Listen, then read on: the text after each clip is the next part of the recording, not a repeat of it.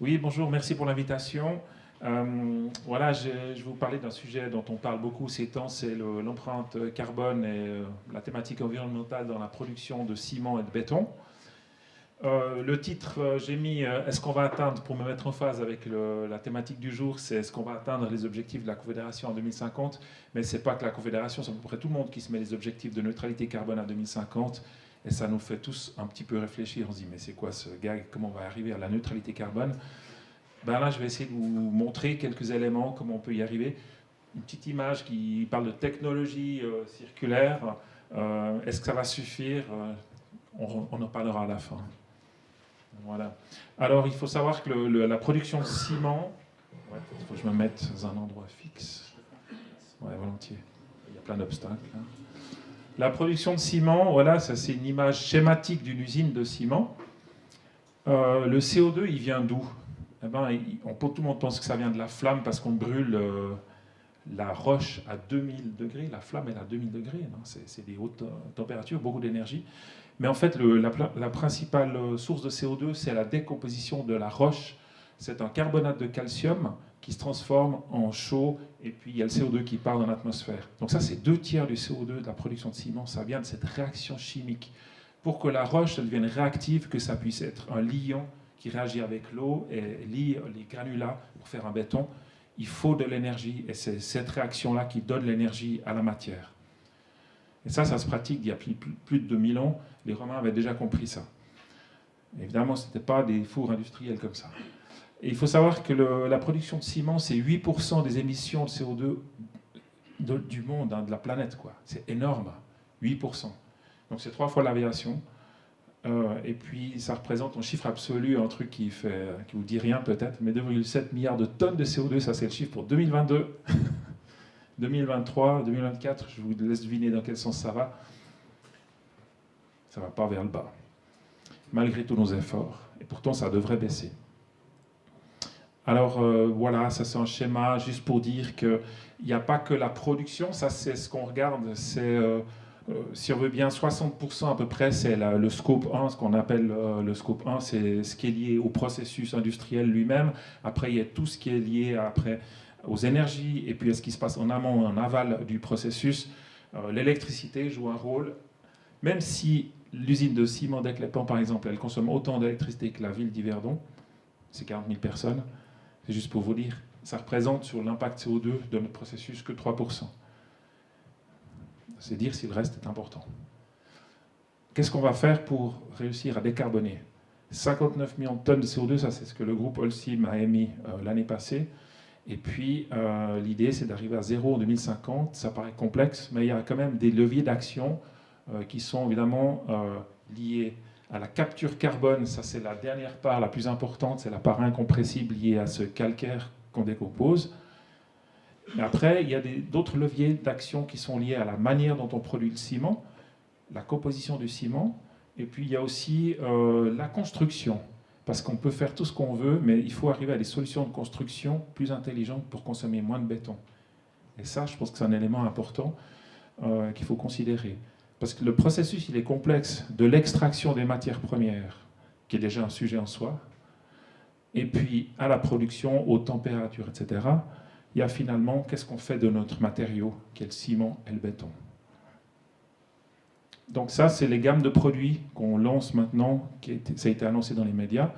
C'est des ciments qui ont une empreinte carbone réduite. C'est la chimie du ciment qui change. On essaie de mettre moins de matière qui a traversé le four à haute température, ce qu'on appelle le clinker. Donc on essaie de mettre moins dans les ciments. Et puis on essaye aussi avec l'économie circulaire, d'intégrer plus de déchets de déconstruction de retour dans le ciment aussi. Donc c'est la chimie, la composition des ciments qui a beaucoup évolué et qui va continuer à évoluer. Ça, c'est un des leviers importants pour notre production. Mais on va voir qu'il y a quand même des défis avec ça. Alors on a fait un bon chemin, même si au niveau global sur la planète, ça n'a pas eu un impact spectaculaire. Mais Holcim a fait déjà son chemin depuis 2021 jusqu'à 2025. On voit déjà qu'il y a en quelques années 10% de CO2 en moins sur les gammes de produits qu'on produit avec les pans. Pas seulement avec les pans, en Suisse. Et puis la tendance dans le groupe, c'est d'aller tous au niveau mondial d'aller aussi vers ces nouvelles recettes de ciment basées sur l'économie circulaire. Alors le groupe Holcim se transforme et a beaucoup vendu d'installations de cimenterie qui sont extrêmement difficiles à décarboner. Il les a vendues pour investir dans d'autres pays où c'est possible de décarboner. Donc c'est aussi un changement stratégique au niveau du groupe qui est en train de se passer. Donc 468, c'est quoi? C'est des kilos par tonne de ciment. Vous vous rendez compte, quoi. En 1990, c'était à peu près 900 kilos par tonne de ciment. Donc quasiment une tonne de CO2 dans l'atmosphère pour une tonne de ciment. C'est juste énorme. C'est vraiment, on peut s'acheter des voitures hybrides, ça ne va rien changer, ou difficilement, ou même pire, ça sera même moins bon, c'est ce qu'on a appris. Il faut plutôt les électriques. Bon, ça c'est un autre sujet, hein, je ne vais pas ouvrir cette parenthèse. On va aller en plus. Bon, alors comment on fait voilà, nos efforts, c'est par exemple dans la production de ciment, le CO2 c'est une chose importante, mais la circularité c'est un autre levier aussi important. Pour ceux qui ont suivi l'actualité sur Vaud, il y a eu ce week-end une votation. Heureusement, l'initiative n'a pas passé, mais l'idée c'était de stopper l'extraction de carrières, de calcaire, là où il y a l'usine des Clépans, qui fournit le ciment pour la Suisse romande, de stopper l'extraction, de protéger plus ce mormon. Donc ça, ce n'était pas quelque chose, à mon avis, réaliste. Parce qu'ici, on travaille avec beaucoup de valorisation de déchets, ce qui réduit l'empreinte carbone du ciment, mais aussi ce qui réduit son impact sur l'extraction. Donc vous voyez, tout ce qu'il y a en bas, c'est tout ce qui a trait à la circularité. À la place de mettre que des matériaux d'extraction dans nos carrières, on met aussi des mélanges, des matériaux d'excavation qui viennent de tunnels ou des matériaux d'excavation quand on fait n'importe quelle construction importante implique beaucoup d'excavation. Donc ces matériaux-là, on peut, pour autant que la qualité le permette, les remettre dans le processus de fabrication. Ça nous permet d'éviter d'extraire plus de matière dans nos carrières. Donc il y a aussi des matériaux pollués. Selon la législation suisse environnementale, l'OLED, on peut aussi valoriser en cimenterie des déchets pollués. Donc ça, c'est aussi intéressant parce que ça évite d'aller en décharge. Donc réduire les décharges et faire du ciment, c'est un intérêt pour la collectivité. Ce n'est pas seulement pour le porte-monnaie de Holcim, parce qu'il y a un intérêt financier aussi, il ne faut pas le cacher. C'est des services qu'on rend et c'est des services qui sont payants. La cimenterie, c'est aussi un excellent outil pour brûler des pneus. Les pneus, c'est un déchet, on ne sait pas le recycler. Il y a eu plein de tentatives des startups, mais chaque fois ça échoue, c'est trop complexe, ça coûte trop cher. Brûler en cimenterie, c'est impeccable. La structure métallique du pneu, c'est du fer, ça rentre dans la composition du ciment, il y a zéro déchet à la fin, il n'y a pas de déchet. Donc toute l'énergie du pneu, c'est bien pour chauffer le four, et puis le fer, la structure métallique, elle est intégrée dans le ciment. Et puis il y a ces déchets de déconstruction dont j'ai parlé, c'est ce qu'on ne peut pas valoriser facilement. Le béton, on le remet dans le circuit du béton, mais les graves mixtes, ce qu'on appelle les déchets mélangés avec briques, tuiles, etc., tout ce qui est fin, ça on ne sait pas trop que faire, ça va en décharge. Mais ça on peut les remettre aussi dans la production de ciment. Ça c'est une évolution qui peut peut-être faire peur certains ingénieurs, parce qu'ils se disent ouais, ça sera moins bon comme ciment. Mais en fait, non, on travaille sur des formulations, de l'activation pour que ce soit finalement un ciment qui soit tout aussi efficace. Mais c'est plus complexe à produire. Ah, peut-être un petit détail aussi, comme les fours incinérateurs publics, on fait de la récupération de chaleur, on produit de l'électricité et on fait un chauffage à distance. Ça, c'est la tendance des cimenteries aussi. Et si on parle des incinérateurs publics, il faut savoir qu'en Suisse, les tonnes de ciment, de CO2 émis par l'industrie sont partagées entre deux grands acteurs, sont les incinérateurs publics et les cimentiers. C'est les deux plus gros émetteurs de CO2. On ne pense pas toujours, hein, mais nos ordures ménagères, elles ont un impact CO2 assez important aussi.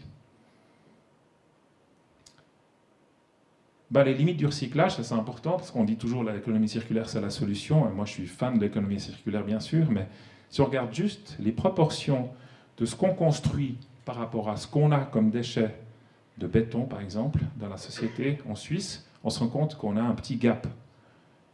On produit à peu près par année 40 millions de tonnes de béton. Ça, c'est la demande. Et puis, on n'a que 6 comme déchets de déconstruction. Donc, ce n'est pas ça qui va remplacer, ce n'est pas la déconstruction, le recyclage qui va suffire pour régler notre problème. Ça, c'est aussi des idées, des fois, que les gens ne se rendent pas compte. Ils disent simplement, ouais, il n'y a qu'à mettre du recyclé, il n'y a qu'à augmenter le recyclage. Mais ça ne suffira pas. C'est une question de proportion. Et le patrimoine bâti en Suisse, ça représente 3 milliards de tonnes de matière qui sont là, autour de nous. Donc c'est un gisement extraordinaire. Donc l'économie circulaire, elle doit se faire. On doit récupérer comme ça se faisait dans l'Antiquité, comme ça s'est toujours fait au Moyen-Âge jusqu'à il n'y a pas si longtemps que ça. La matière avait beaucoup de valeur et on la recyclait toujours.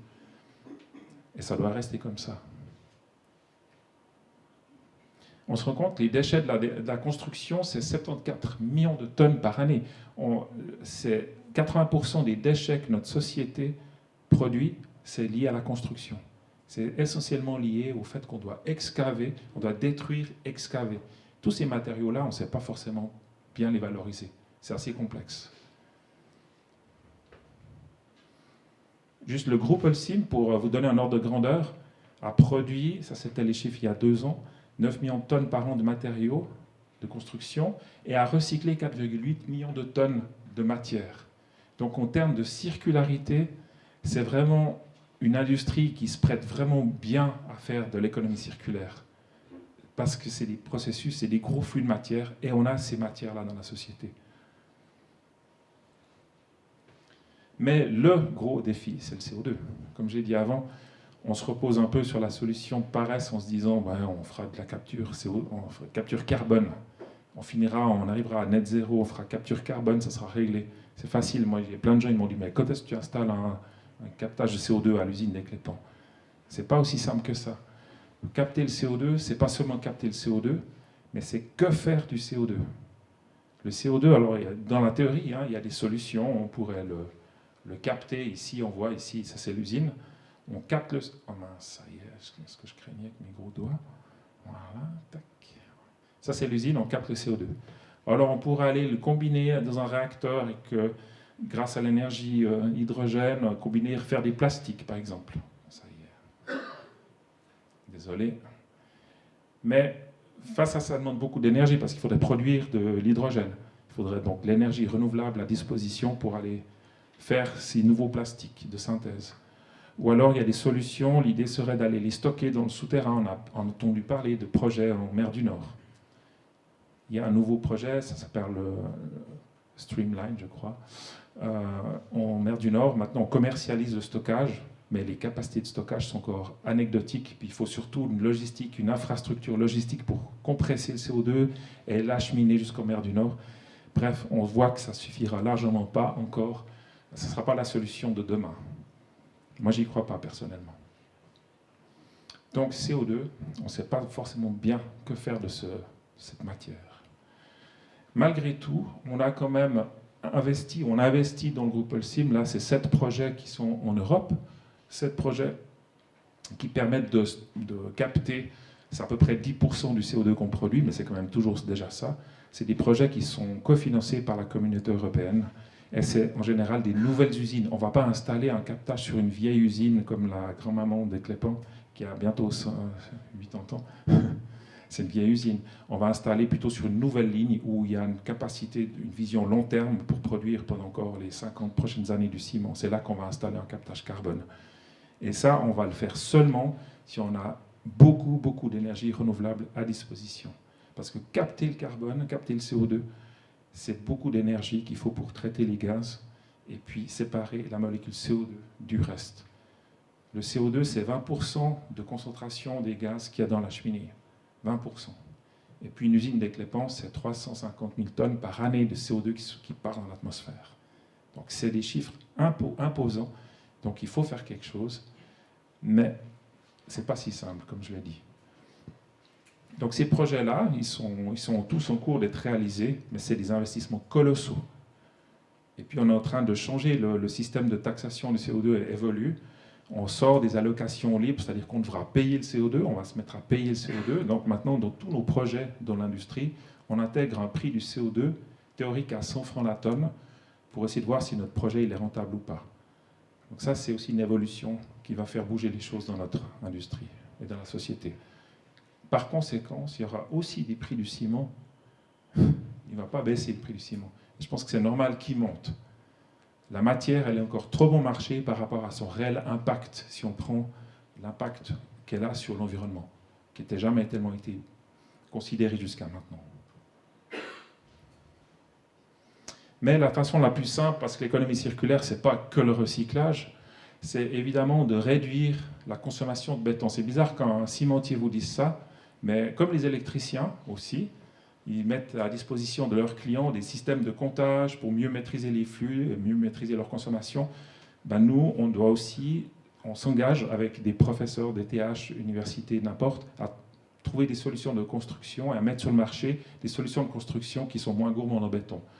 Le professeur Kaufmann de l'ETH de Zurich a fait une démonstration assez édifiante où il expliquait que 75% du béton de construction n'était pas utile à la structure. En fait, la force du béton, c'est sa capacité structurelle dans le bâti. Il y a encore d'autres choses, bien sûr, mais on pourrait utiliser beaucoup moins de béton et avoir les mêmes efficacités de construction. Bien sûr, il faut trouver d'autres matériaux ou trouver d'autres manières de construire. Donc notre stratégie chez Holcim, c'est de travailler plutôt sur la valeur et la performance plutôt que sur le volume. On est sorti de cette logique de volume. C'était pendant longtemps une logique de volume dans notre industrie. C'était commodity business, comme on dit, les matériaux sans grande valeur, on les consomme juste. Ben, ça change. D'autres professeurs ont montré d'autres choses intéressantes. Là, c'est Aurelio Moutoni de l'EPFL qui montrait sur les graphes, non, je ne vais pas entrer dans le détail, mais qu'en gros, ça veut dire que le béton est souvent surutilisé et qu'on peut faire bien avec moins de matière. Mais ça demande, de la part des architectes et des ingénieurs aussi, une autre façon de construire, une autre manière de dessiner aussi. Les ingénieurs sont souvent... Le travail de dimensionnement est des fois sous-traité, et puis il n'y a pas l'axe de durabilité n'est pas un enjeu, c'est surtout le coût et la rapidité d'exécution. Là, il faut penser peut-être différemment. Voilà, on a travaillé sur des exemples avec les TH de Zurich, sur des sols, des structures de sol, dites de Rippmann. C'est vraiment revenir à de l'architecture vraiment astucieuse pour consommer moins de béton. Et puis aussi des bétons préfabriqués avec des fibres de carbone au lieu de structures métalliques. Pour la précontrainte, c'est des fibres de carbone. Alors, les fibres de carbone, ça consomme beaucoup d'énergie. Mais ce qui est intéressant, c'est qu'avec des fibres de carbone, vu que c'est très léger, on peut aussi avoir des structures beaucoup plus compactes et puis économiser beaucoup de matière. Donc ça, c'est des solutions qui sont idéales pour faire du rehaussement. Par exemple, surélévation d'un bâtiment. On dit le bois, c'est génial parce que c'est plus léger. Mais là, avec ces structures-là, on arrive à être compétitif avec le bois. Et puis, c'est des solutions modulaires. Il y a un pavillon qui a été créé à Zurich avec la ville de Winterthur, à Winterthur, avec une haute école. Et ce pavillon-là, les matériaux-là sont loués. Donc, c'est aussi un changement radical de modèle d'affaires. On loue les matériaux et puis, comme ça, on garantit leur durabilité. À la fin de l'utilisation du bâtiment, on récupère les matériaux. Ça, c'est un autre modèle d'affaires. C'est assez pilote, c'est assez pionnier, mais on y croit. C'est, à mon avis, une solution du futur. Je conclurai par cette image que j'aime beaucoup. C'est un ouvrage d'art qui a été réalisé sous la conception du professeur Aurelio Moutoni de l'EPFL. C'est sur la route du col de Lugmanier. C'est une galerie de protection des avalanches. Et là, on voit... sur ce bâtiment-là, il a utilisé à peu près 60% de moins de béton qu'un ouvrage traditionnel qui a la même fonctionnalité, un ouvrage standard. Comment il a fait? Il a travaillé sur une conception complètement différente, il a réutilisé des matériaux d'enrochement locaux, il a fait des combinaisons de structures, et l'intégration dans la morphologie aussi a été repensée. Il a vraiment vu le projet de manière holistique, très large, pour valoriser tous les matériaux qu'il y avait sur place, et puis aussi dimensionner sa structure pour qu'elle soit moins gourmande en énergie. Donc c'est vraiment la conception de la créativité qu'on doit avoir dans toute la chaîne de valeur. C'est pas seulement, c'est ma conclusion, c'est pas seulement l'usine ou le processus de fabrication qui va régler le problème environnemental, c'est la manière dont on utilise, dont on se comporte dans la société par rapport à la construction. Donc c'est tout le système global qu'il faut repenser de la construction. Et voilà, je crois que je vais m'arrêter là. Je ne sais pas si mon ton il est échu, mais je pense que c'est tout bon. Le timing est parfait. Merci. Et je vais ouvrir tout de suite en fait la table ronde. Avec peut-être, vu qu'on a Il est 11h30. On va après passer à la partie apéritif, où vous aurez l'occasion d'échanger encore plus longuement. Moi, je retiens certaines choses qui sont assez fondamentales. Un, dans vos 3 présentations, il y a, et ça tombe bien parce que c'était le sujet de la journée, hein, c'est qu'il faut se transformer. Soit transformer l'entreprise dans laquelle vous êtes, soit même toute une industrie. Je trouve que c'est important. Et vous vous rejoignez aussi sur d'autres thématiques. On peut se transformer, mais il faut garder une qualité du produit fini, que ce soit dans le béton, absolument nécessaire. Sans ça, je pense que nos ponts tiendront moins. Que ce soit dans l'horlogerie, parce que les concurrents ne vont pas transiger là-dessus. Et comme tu le disais à juste titre, Frédéric, dans le vin, on ne transige pas non plus sur la qualité. Et in fine, pour qu'une société ou une industrie fonctionne, il faut qu'elle ait des clients. C'est bien ça. Donc je crois que c'était les points de convergence que vous aviez. Et puis maintenant, je voulais savoir s'il y avait des questions du public à l'attention des orateurs. Je passe le micro. Je profite, j'en ai 3, une par intervenant. La première, un partenariat avec les forestiers pour que Holcim réduise ses quantités de béton et encourager des constructions en bois. Ça, je pense, parce que le bois stocke beaucoup de CO2, donc ça pourrait être un bon partenariat, comme l'a dit avec le raisin. Pourquoi pas un partenariat avec les agriculteurs? Je pense que ça peut être une bonne piste. Donc, si je posais 3 questions, autrement, la deuxième question, c'est génial, hein, mais finalement, la stratégie la plus logique, encore une montre de luxe de plus, est-ce que c'est vraiment nécessaire d'en avoir une de plus, en fait? puis la question pour Rouvinet, c'est le raisin d'Ivico, comme j'ai compris, il supporte mal le réchauffement climatique avec l'évolution des températures qu'on aura en plaine, en particulier en plaine du Rhône. Est-ce que finalement, c'est encore intelligent de faire du vin en plaine? Et finalement, combien de temps il faut pour prendre une terre où il y a eu du vin pendant des années et puis en faire des patates ou des carottes? 3 questions, comme ça le cadre est posé. Vous avez un micro normalement là qui doit fonctionner. On va dans l'ordre. Alors les questions. Alors le bois. Alors le partenariat pour le bois, pour exploiter plus de bois, je crois que c'est une vaste thématique. Le bois, c'est un métier. Il y a déjà toute une organisation dans la société, des groupements. C'est un secteur en soi. Je pense que c'est bien de rester là où on est compétent et puis de rester dans son domaine d'activité. Et il y a énormément de défis et de choses à faire avec des leviers encore à activer dans le secteur du matériau de construction minérale qui est le béton et ses dérivés. Donc j'ai présenté quelques pistes de concepts de construction où on doit aussi se réinventer dans la manière dont on travaille chez Holcim. Bien sûr, on fournira toujours des bétons de masse, etc. Ça va continuer parce qu'il y a vraiment un besoin, mais c'est de travailler aussi plus en amont dans la spécification et puis accompagner peut-être au niveau des architectes pour ces aspects de conception et puis aussi avec les ingénieurs pour les aspects statiques, avec ces nouveaux concepts de construction. Et c'est là où je vois plus un levier intéressant et crédible, disons, par rapport à notre secteur d'activité. Après, je pense que l'histoire d'imaginer qu'avec le bois, on va régler le problème du béton et du CO2, alors je pense que ça va contribuer, c'est important de le faire, mais si on regarde dans les proportions dans la construction, ce qu'on fait avec le bois, c'est infime par rapport aux besoins de la construction. Hein. Donc c'est un élément qui va aider, qui va contribuer, comme d'autres alternatives dans la construction, des matériaux biosourcés ou je ne sais quoi. Il n'y a aucun problème. Nous, on n'est pas en train de se battre pour dire le béton, ça va écraser les autres. On est sorti de cette logique-là. On est plutôt dans la logique de... Les besoins, ils sont toujours là, ils sont déjà importants. Plutôt faire mieux avec moins, et ça, c'est notre approche.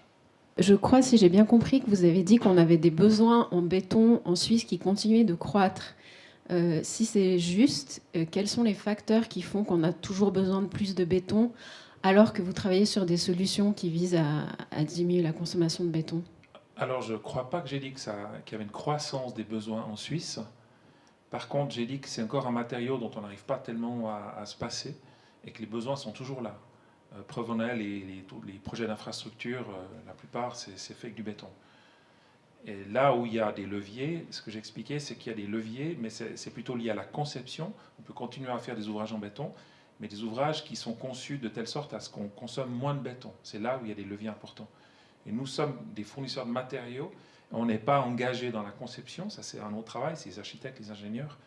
Mais en travaillant avec des professeurs et des gens qui font de la recherche dans ce milieu-là, on encourage de suivre ces pistes-là, parce que c'est un des leviers d'économie du matériau. Donc, si je comprends bien, ça veut dire qu'au niveau du bétonnage de la Suisse, on a atteint un plateau en termes de consommation et qu'on ne devrait pas aller au-delà. C'est un peu ça ma question, en fait. Oui, alors, moi, je suis pas, j'ai pas la science infuse et puis toutes les prévisions en tête. Bon, après l'initiative UDC, on sait des 10 millions. Bon, enfin, c'est un autre sujet. Mais en fait, on voit quand même qu'il y a une démographie qui ne va pas à la baisse. Il y a quand même encore une croissance démographique, même si ça se stabilise, certainement, ça va se stabiliser. Il y a encore des besoins de projets d'infrastructure, donc il y a encore des besoins de ce matériau-là. Après, je ne sais pas jusqu'où ça va aller, mais toujours est-il que les entreprises en Suisse, dans ce secteur-là, elles sont quand même toujours bien occupées, et il y a encore un besoin de matériaux qui est là, ça c'est évident. Après l'urbanisation, il y a une urbanisation, je dirais à l'échelle mondiale. J'ai présenté aussi des chiffres sur la planète au niveau global. Hein. Il faut quand même se rendre compte que chaque mois, sur la planète Terre, il y a l'équivalent d'une ville de New York qui est construite en termes de surface de bâti. Ça, c'est lié à l'urbanisation. Il y a quand même un quart de la population qui vit encore dans des bidonvilles. Donc il y a des besoins d'infrastructures sur la planète qui sont juste énormes. Et ça, c'est un problème, si on prend un peu de recul par rapport à notre thématique suisse, qui est important, il faut le comprendre, quoi. Donc c'est un matériau qui a encore besoin et qui est encore critique. Il a mauvaise presse parce qu'on a fait un peu n'importe quoi avec le béton, et on fait encore parfois des choses qui sont discutables, on dira. On peut faire mieux, mais il faut aussi revoir l'ensemble des concepts d'urbanisation, etc. Bonjour, merci pour vos conférences super intéressantes. J'ai adoré celle de Holcim. J'ai une guerre contre le béton. Donc c'est super. Non, mais je sais. Mais du coup, je trouve vraiment super intéressant tout le travail que vous faites et toute la connaissance que vous avez pour savoir où vous pouvez réduire. Donc ça, c'est vraiment super intéressant. Moi, je suis plutôt axée collectivité publique. Quel pourrait être le rôle d'une collectivité publique pour pousser à justement réduire cette quantité de béton? Je pense qu'au niveau de la construction, alors là, on parle d'infrastructures, que ce soit publiques, que ce soit privées. Quel pourrait être le rôle d'une collectivité publique? De nouveau, je suis bien d'accord, dans le big picture du monde, on n'est pas grand-chose. Mais si nous, on fait quelque chose de bien, peut-être ça peut ensuite éviter trop d'écueils plus tard. Bah, les collectivités publiques, c'est les maîtres d'ouvrage, donc c'est eux qui peuvent mettre aussi dans les cahiers des charges, etc., ils mettent des critères de durabilité. Déjà, si on regarde juste maintenant les appels d'offres, c'est essentiellement basé sur les finances, quoi. Les critères de durabilité, j'avais regardé ça, hein, c'est quelques pourcents. Et ça doit bouger, c'est pas possible. Les collectivités publiques, c'est là qu'il y a un levier important. Plus de la moitié du bâti, c'est pour les collectivités publiques. Donc c'est là qu'on peut repenser le modèle, ça c'est évident. Parfait. Merci pour la réponse. On a la chance d'avoir aussi des pouvoirs publics. Je ne sais pas si j'ai répondu. Oui, c'est parfait. J'ai juste une micro-question complémentaire. Donc, il y a des réglementations qui sont en train d'évoluer au niveau de la Confédération par rapport à l'intégration de l'énergie grise dans le cadre du plan global des bâtiments et comment ça va affecter. Oui, alors ça c'est un bon point. Je dirais que là, il y a un levier aussi important. Il faut savoir que dans le bâti, hein, le 40% du CO2 de la Suisse ou du monde, hein, c'est ça, hein, c'est tout le bâti. 30% c'est pour la vie du bâtiment, c'est l'énergie, et puis 10% c'est pour sa construction, sa conception, enfin sa construction. Donc 10% c'est les matériaux, c'est ce qu'on appelle l'énergie grise. Là, effectivement, il y a un levier, il y a des lois qui, par-ci, par-là, évoluent. Genève a un projet aussi pour réguler, on parle de mètres carrés, d'empreinte carbone au mètre carré construit. Je pense que ça, c'est des solutions intéressantes, parce que finalement, ce n'est pas tant quel type de matériaux on utilise, mais comment on utilise les matériaux disponibles dans la société pour construire intelligemment avec l'empreinte carré au mètre carré construit qui est la plus optimale, on dira. Les Danois, j'étais à une conférence la semaine passée sur une architecte danoise qui nous a expliqué qu'au Danemark, il y a des lois. Ils ont régulé ça. Du coup, ça pousse beaucoup plus à la réutilisation, au réemploi, etc. Mais ça, il faut des leviers, il faut des règles du jeu claires. On aime bien la liberté, mais la liberté, ça marche tant qu'il y a de l'énergie et de la place à disposition. Si ça devient serré, il faut réguler, quoi. Il y a beaucoup d'infrastructures qui ont été construites en Suisse ces 30-40 dernières années qui sont en béton. Probablement qu'on va devoir en partie les rénover, voire totalement. Ma question de non-spécialiste du béton, c'est quand on rénove ce genre d'infrastructure, de ponts, de bâtiments, est-ce qu'on consomme autant de béton que si on le fait à neuf, ou bien moins? Et puis, est-ce qu'il y a un effet rebond de la demande de béton qui pourrait s'additionner finalement à la croissance normale qu'on constate, et puis qui pourrait nous faire louper les objectifs qu'on se fixe? Alors, rénover un ouvrage d'art, c'est possible sans le raser. Vous avez peut-être certainement déjà pesté sur le viaduc de Chillon, avec tous les travaux qu'il y a eu ces dernières années. Ben là, c'était rénover vraiment toute la structure du pont, toute la surface a été rénovée, ils ont raboté et ils ont remis des couches de béton fibré qui a des grandes résistances à l'érosion, à l'abrasion, mais aussi qui amènent aussi une plus-value pour la statique du pont. Donc il y a des techniques avec d'autres types de formulations de béton avec ces fibres qui permettent justement d'utiliser peu de matière et amener vraiment aussi des performances et des propriétés, disons, qui sont très durables au béton. Donc ça, c'est une des questions. Ce qui s'est passé avec le pont de Gênes en Italie, là, ils n'avaient absolument fait aucun entretien sur ces structures en béton. Et là, il y a des problèmes de corrosion qui n'ont pas été anticipés, etc. Le béton, il est parti, il s'est usé, enfin, il s'est dégradé rapidement à cause du cancer du béton, comme on appelle. Mais ça, c'est quelque chose qu'on peut éviter en faisant de la maintenance préventive sur les ouvrages. Là, en Italie, ils ont dû raser, forcément, tout s'est écroulé, donc il faut reconstruire. En Suisse, on n'a jamais eu ce cas, heureusement, parce qu'on suit les ouvrages, nos ouvrages, on les suit et puis on les rénove, on fait de l'entretien. N'importe quoi, tout ce qu'on construit, on doit l'entretenir. Je crois que ce n'est pas nouveau, pour que ce soit durable, ce n'est pas gratuit. Donc, est-ce que ça répond à votre question? Oui, disons, le fait qu'on ne doit pas raser et reconstruire fait qu'on n'a pas besoin d'autant de matière. J'avais une dernière, ou plutôt, je vous demanderai un éclairage à chacun de vous. Vous êtes dans on l'a vu, hein, dans des industries qui sont très différentes, mais comme je l'ai dit au tout début, vous avez des points de vue qui se rejoignent sur beaucoup d'éléments. C'est quoi qui fait, François, tu l'as mentionné notamment, Frédéric aussi, Elodie aussi, qu'est-ce qui va faire que non seulement vous allez réussir à transformer la société pour laquelle vous travaillez, mais l'industrie, donc plus largement à SME, c'est quoi qui va faire que vous allez réussir à faire ça? Quel élément il faut mettre en place pour réussir à transformer toute votre industrie? Merci. Le finish par François. Ouais, le finish, il est un peu provocateur, mais je crois qu'en Suisse, on se rend compte que par tête d'habitant, on consomme beaucoup plus de béton que nos pays voisins. Hein. C'est juste 500 kg par... le ciment, c'est 500 kg par tête d'habitant par année. En France, ils sont à 250. Puis ça baisse encore en France parce qu'ils ont serré les normes. Je pense que là, il y a aussi une question de mindset, enfin de culture. Nous, on aime la sécurité. Et aussi, les normes nous poussent à aller vers la sécurité, ce qui est très bien. Mais peut-être qu'on doit faire quelques sacrifices, parce qu'on n'a pas besoin forcément, on fait de la surqualité dans bien des cas.